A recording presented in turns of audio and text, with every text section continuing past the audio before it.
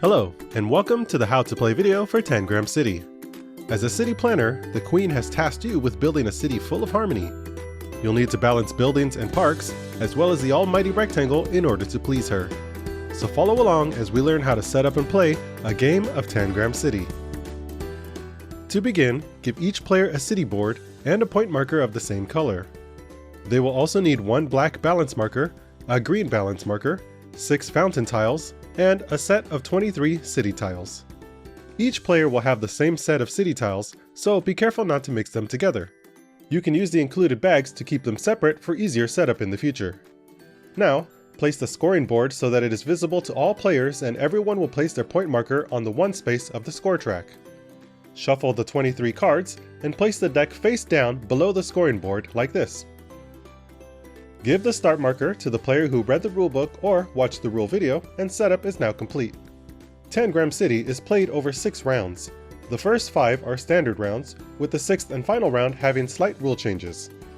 Every round consists of 5 steps: deal cards, play cards, place fountain tiles, round scoring, round end. Each round, 4 cards from the deck will be dealt. The distribution of the cards depends on the number of players in the game.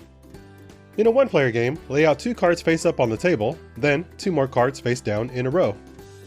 In a 2-player game, deal 1 card to each player, 1 card face up to the table, and 1 card face down. In a 3-player game, deal 1 card to each player and 1 card face up to the table. In a 4-player game, deal 1 card to the player with the start marker and 1 card to the player to their left. Deal 1 card to be shared by the remaining 2 players and 1 card face up to the table. In a 5-player game, deal 1 card to the player with the start marker, 1 card to be shared between the next 2 players, and another card to be shared by the remaining 2 players. Then, deal the last card face up to the table. You can look at the card you were dealt or are sharing with another player at any time, but keep it hidden from the other players. The 4 cards that were just dealt will be played one at a time, beginning with the face-up cards on the table. Then, if there are any face-down cards, reveal them one at a time to be played. Now, play the card of the player with the start marker and continue clockwise until all cards have been played.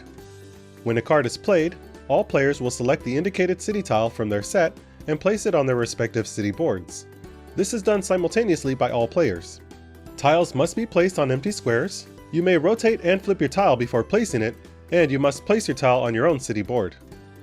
You are not allowed to stack or have tiles overlap each other, and tiles must be contained within the edges of your city board.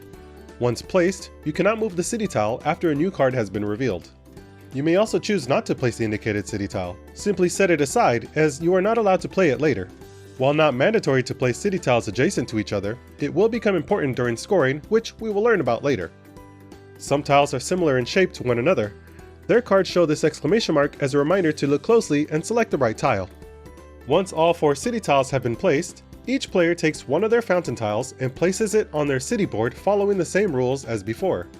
This can be done simultaneously by all players. Now it's time to score.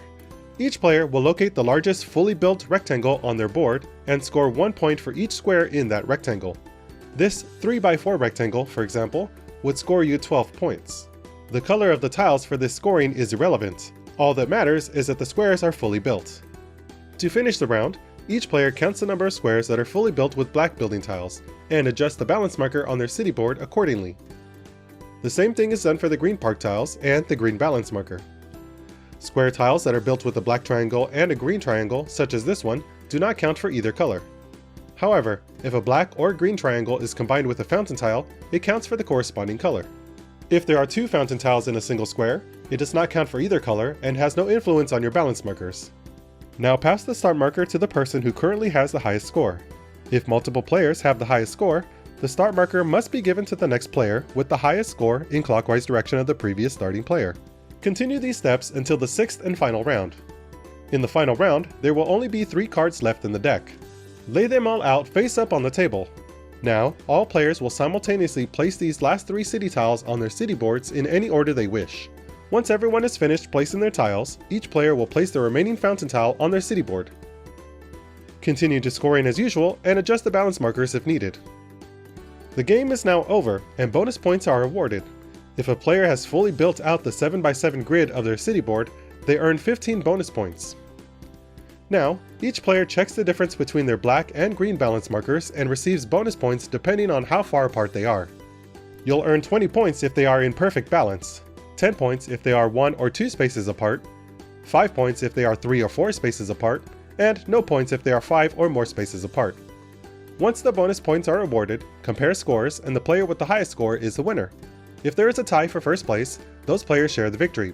And with that, you are now ready to start enjoying Tangram City.